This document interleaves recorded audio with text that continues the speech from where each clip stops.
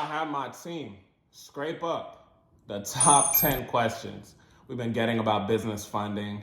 And I just want to go over that in today's video. Want to give y'all a different angle. You see the Christmas tree over there. You see, you know what I'm saying, the view. So yeah, just give y'all a different angle. Pause. But so what we're going to do, I'm going to go through the 10 questions. Basically, these are from our CRM. These are from YouTube comments that I didn't reply to. And yeah, so let's get straight to it. So number one, somebody said, I just got my LLC and EIN. Where should I go and apply for business credit cards? So you could literally go and apply multiple places. One of the places that you know, probably, if you are watching this video or if you watch my channel at all, is Chase Bank. We like Chase Bank because they tend to give out high limits. And that's just what we do. We work with a bank relationship manager.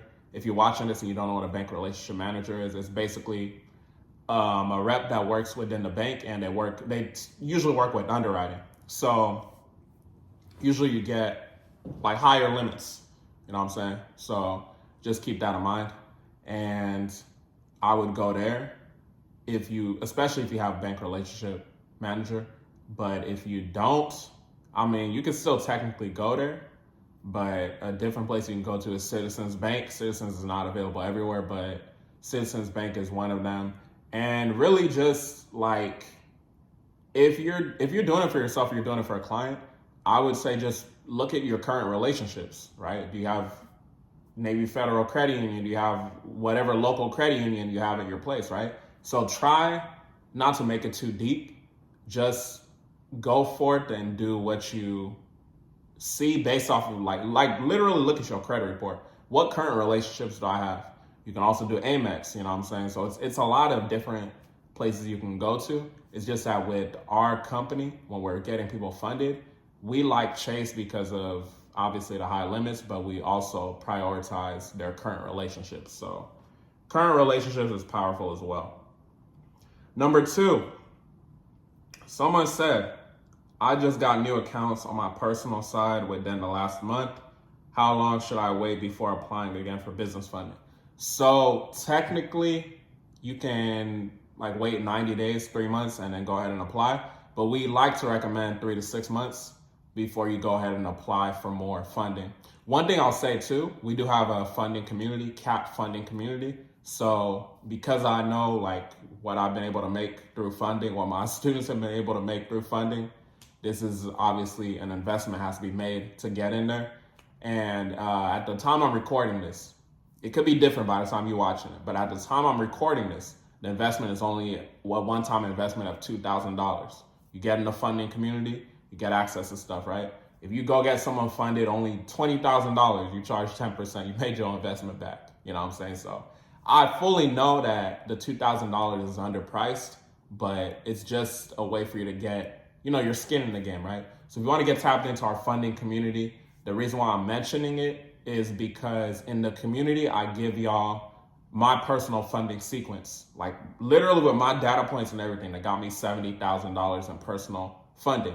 So if you're that person that asked a question, you can go ahead and look at that resource as well. It'll just give you resources for more personal funding if you didn't max that out. But I would wait at least 3 months, 3 to 6 months is ideal though.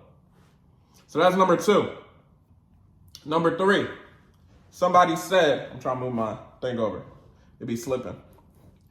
All right, somebody said that I'm running my business 50-50 with my business partner. Would they run both of our credits, right? So this goes back to you gotta modify your operating agreement if you only want it to be you, right? Because we wanna really assess who has the best credit, who has the good credit. If both people have good credit, then okay, you can run both of them. But let's say your business partner has negative stuff on his or her credit. What you're gonna wanna do is you're gonna wanna modify your operating agreement to you being majority owner. You could literally do like 90-10, right? But you're gonna wanna have that conversation with your business partner and let them know like this is a temporary thing, just for the sake of funding. If they're a good business partner, it shouldn't be an issue. So, just keep that in mind. All right, I think this is number 4, right? So the person said, what if you don't have a personal credit card? can you help still with funding, right? So this goes back to what I said earlier. If you don't have anything, then you can still get business funding with the business credit cards, but that's not how we do it. So the way that we do it, we would make you, well, I'm not saying we would make you, we would recommend that you get personal credit cards first and then wait the 3 to 6 months and then go for business funding after, right? So just to not get y'all confused, we do personal funding as well. It's not just business funding that we do, right? And I think that was a good question, and my team decided to put in the 10 questions because it just lets y'all know as well that we do personal funding. And again, our CAT funding community, I'll leave a link in the description. It's only a one-time investment of $2,000, and you're able to partner with me 50-50 with my Chase relationship, which has obviously gotten my clients anywhere from $50,000 to $75,000 approvals. That's $5,000 to $7,500 per client. So just keep that in mind. Somebody said, if I got a good credit score in the 760, do I need to start with net 30s first, or can I just apply with banks? So I'm gonna assume that you haven't really been watching my videos, but the thing about how I teach is I teach basically using your personal credit. We said forget all the net 30s, right? So using your personal credit and using it as a personal guarantor, right?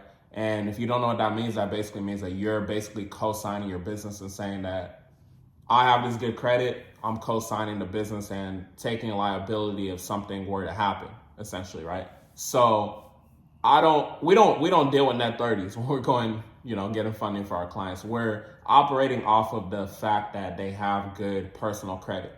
Now, do we get people that have been already building their business credit, doing the net 30s and all that? Yeah, we do. They'll get approved as well, right? But the main variable that we're operating off of is good personal credit. So that's what I would recommend to you. And then also one thing I'll say too, just because you got a good credit score, it doesn't mean that you have a good credit profile. So if you were that person that asked that question, just keep that in mind. And yeah, you can technically apply with the banks because that's how we do it. We work through bank relationship managers. Somebody said, can I get funding as a sole proprietor, or does it have to be an LLC?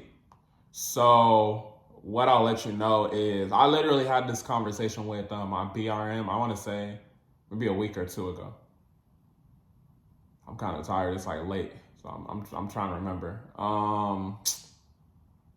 Yeah, so basically, you can do it with a sole prop, but I prefer LLC, but you can get funded with a sole prop as well. So just keep that in mind.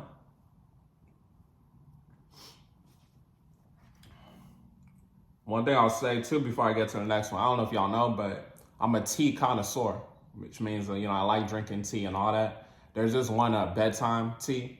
So I just finished drinking that. I don't know why I didn't wait till I finished the video. But we here and the work continues. I'm about to go to sleep after we're done with this video. All right, somebody said you spoke about high risk industries. What if I'm a real estate investor? How do I get around that? So when you're in real estate, one thing you got to remember is the fact that it is high risk. So you can technically do something like use a different NAICS code, right? The nature of your business can technically be consulting, right? It can be dealing with marketing. Maybe you market for these type of people, right? So it just really depends on how you're gonna do the LLC. And then one thing too is that you can create a new LLC. So if you wanted to do all that, you could do all that. I don't know how many years your real estate LLC is, but one thing you got to remember is that you can always create a new LLC and get more funding for that LLC. So I would keep that in mind and just be aware, like when you use names like investments and stuff like that, it's going to be considered high risk. So just be careful, the names you're using and stuff.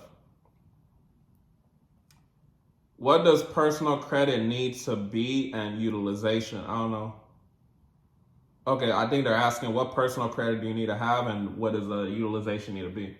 So basically, you know, I'm a big proponent of saying that minimum is for losers, but if you want to do minimum, you're going to have a minimum of 680 score, and then minimum is under 30% utilization. But over here, I definitely recommend that y'all have at least a 720 plus across the board, and then have single digit utilization. It really should be single digits, but it really should be like 3% or less. If it's 9% or less, you should be good though. Somebody said, do I need to personally guarantee the credit card?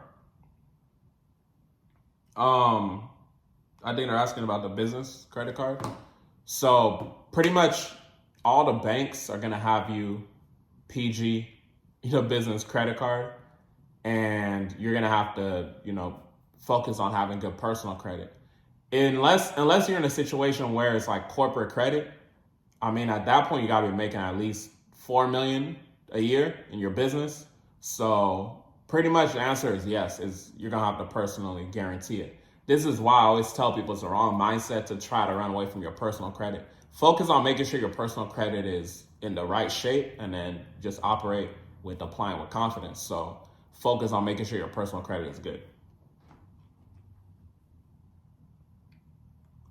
Somebody said, I do not, this is the last question, by the way. Somebody said, I don't have income in my business. What should I put there? So if you don't have actual income in your business, you got to understand that these business credit cards go off of something called stated income. So if you haven't made money yet, we literally had a client last week got 25,000, 25 or 30,000. This is a new LLC. I think it's like a month old or so. So you can literally get money off of projected income. You just want to project what's reasonable. Now, if you project, okay, my business in the first year is going to do 10 million, obviously that's not realistic. But if you just say it's going to do 100 to 200,000, one of those, then it's not unrealistic to do a 6-figure business. You know what I'm saying? So just keep that in mind. And with that being said, if y'all got more questions, leave them below. Business funding questions, whatever y'all got. My team is probably going to scrape up more. Maybe we do a part 2. I don't know. Y'all let me know if y'all like that. And then go ahead and drop whatever you got that was valuable from the video. Keep watching my videos. If you do want your own business funding, I'm going to leave a link in the description so y'all can go ahead and book a call if you qualify. And I'll leave a link for the funding community if you're looking to make money funding other people. With that being said, y'all have a blessed one.